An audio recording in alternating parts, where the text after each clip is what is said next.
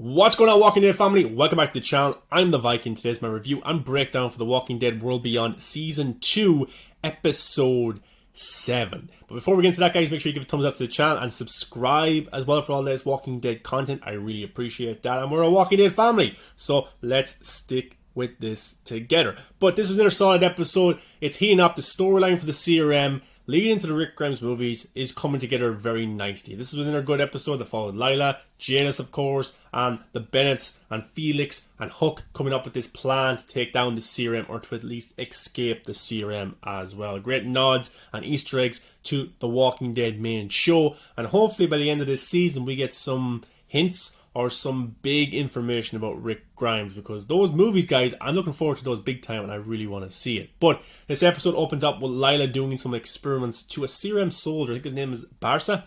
But it's very interesting how they do experiments to people who are healthy. This guy is a youngish enough guy, and Lila doesn't like doing this, but she thinks it's a necessity for the future of the world. And this CRM soldier gives her some shit as well.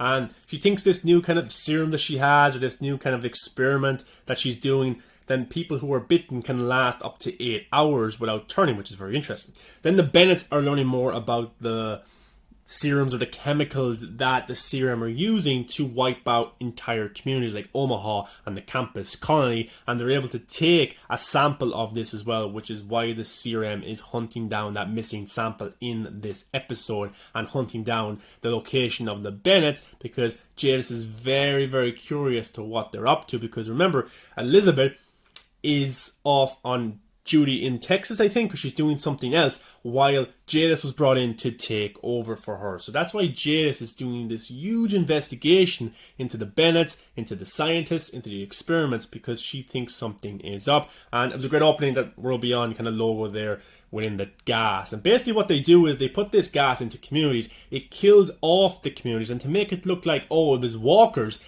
then the CRM brings walker herds to that location, to that community, to make it look like, oh, that place was just overrun by walkers. But actually the CRM were putting this gas, this chemical into the air to wipe out people. Very scary stuff. But, you know, Silas was captured at the end of last week's episode because he was supposed to be in a certain location as a getaway for the Bennetts and the rest of the crew, Percy and Felix.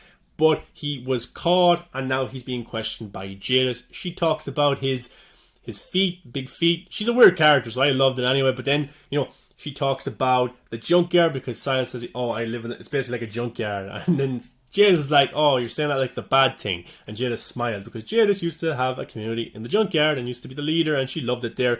But Dennis comes to kind of save the day and get Silas out of there. But then Dr. Bennett's doing more research about chemical warfare and how kind of countries used to do this and implement this on poor countries to wipe them off, or during wars. You know, and then Lila is very, very scared because there's a missing sample right now and she needs it back, because the CRM, of course, they take no BS. They will kill you right there and then if you think you're questioning them or if you're going against them. So Lila is very afraid this episode because there's a missing sample, and she thinks maybe the Bennetts took it, and Dr. Leo Bennett is not giving anything away. He doesn't like what the CRM are doing, but Lila thinks it's a necessity because she believes in the future. Because remember, after her kid and her husband turned into walkers, she tried so hard to turn them back, and that's what she's trying to do now. She's trying to save the world from this zombie outbreak. And Jadis brings in Dr. Leo Bennett and Felix in for some questioning, because she doesn't trust them and she's very suspicious, and she wants to find out what exactly is going on. And Walking Dead World Beyond has improved the last few episodes. And I don't necessarily think it's a writing thing. I actually think it's more of the actors involved, like Jadis, Dr. Leo Bennett. These actors are terrific, and they add more to this series now than just the kids did, you know. But Lila is trying to convince Hope and Iris that the CRM is doing good things. This is the right way forward, and she wants to show them her secret lab, because she wants this. She needs this sample back, or the CRM is just going to kill everybody. And it's an important sample as well. But she shows this experiment of this walker who's in a room chasing a rat, and she basically says the rat gets tired, the dead don't, which is a reflection of the zombies will never get tired. But we kind of knew this already anyway. But then Jadis is questioning Dr. Leo Bennett. He said he doesn't know anything, but Lila gives them up. Lila explains to Jadis what the Bennetts are doing and that they took the sample, and that you can't kill Dr. Leo Bennett, because Lila is in love with Dr. Leo Bennett. She loves him. But she's like, you can't kill him. Yes, he did something stupid, but you can't kill him because we need him. He is important for the future. because she was able to convince Hope to give up the sample, which may have been a stupid thing because Hope kind of likes the CRM location. She likes being there. She thinks there's good people there, while Iris doesn't believe that is happening. She believes that they're all contributing to communities like the campus colony and Omaha being wiped out. But Lila was able to convince her to give over the sample because in the end it basically saves everybody from being killed off by Jadis. But Lila's like to Jadis, you can't kill Dr. Leo Bennett. You just can't. We need him. We need him. So that's what Jadis decides to do. She decides to spare Dr. Leo Bennett. And Lila tells Jadis about this experiment that she's doing where if you get bitten, it can last up to 8 hours. And Jadis is like, okay, that's rare, but it's not unheard of, and she wants to see it. So they go to this experiment of this CRM soldier, I think his name is Barca, and he has turned before the 8 hours. So her research or her backing herself up, like, I'm a great scientist, didn't really do her any favors because, you know, the walker was there, it wasn't a human being anymore. So Jadis puts her into this kind of cage with the walker who has just turned, and she is eaten alive, and she's very scared. She doesn't know how to deal with Walker because she's never fought one before. And then Jadis is like to Hook, oh, a tragedy, another accident. You know, like, so Jadis is just covering up this entire thing. She just wants it to get out, and she's like to Hook, oh, that's a pity, another accident. Oh, what can we do? It looks to be that Jadis is brainwashed by the serum. I thought maybe she was playing them up. She was playing two sides. Maybe she's helping Rick in one location, and just here she's just playing a character just to, you know, show them, oh, I'm a CRM soldier, but actually she has a greater plan. But I don't think so. I think actually she is a CRM soldier. She's trying to get up ranks. She wants to be a general someday, and she believes in what the CRM are doing. It's given her a purpose. That's what she said last week. She didn't have a purpose before, so I think she's too far gone, to be honest. But it was a pretty awesome shot right here where Dr. Leo Bennett was just killed by this walker and the blood is all over the window. Yeah, awesome, very striking scene right there. And then Jadis kind of makes a deal, or kind of intimidates Dr. Leo Bennett by saying, look, you're a scientist, you do work for the CRM, and your family will be safe. Basically threatening him like, if you don't do what you're supposed to do, I'll kill one or both of your daughters. Simple as that. Hook goes back to her room, and who was there? Only Percy sitting in the dark with a gun waiting for her. Because remember, last season she killed his uncle. Hook was a full CRM soldier, a spy for them, but now she's realised what they're doing, and she's trying to help the group. But Hook is ready to die. She's like, okay, just kill me then, kill me. And Percy's struggling to kill her. He's not really a killer, but he's struggling to do it. And then he kind of puts his gun down, and I think they talk then. It doesn't really show us the conversation, but I think, you know, Hook explains to him that what she found out, what the CRM is doing, and that we need to come together right now. So Percy spares her. Hook goes to her husband Dennis to explain everything that she has learned as well, that the serum has just been an entire lie. So she's recruiting people. They need as many people as they can possibly get. And also I want to note something as well. This character right here, forgetting his name, but he's the son of General Beale.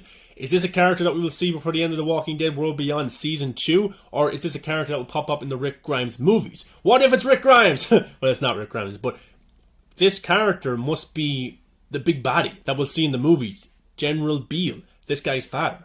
But Silas sees Hook, and Silas, this is the first time he's seen her since he was framed for murder, because remember, Hook killed Percy's uncle and then framed it on Silas for being this angry, out of control, weird guy, but it was actually her that did it, and Silas kind of has the weapon in his hand, but he probably won't kill her because they'll all have to work together and come together, and Hook is like, we need to talk. So, good episode, awesome stuff again, really liked it, love this logo shot right here of the gas, and then the logo, awesome stuff, brilliant stuff, but yeah, it's heating up. 3 episodes to go. The story needs to move faster. It already is. The pacing is much faster than it was. Now, I think the most interesting parts of this season and just the entire series has just been the CRM stuff. And I wish they got there sooner in season 1. But look, it's just the way it is. So we've got 3 episodes left.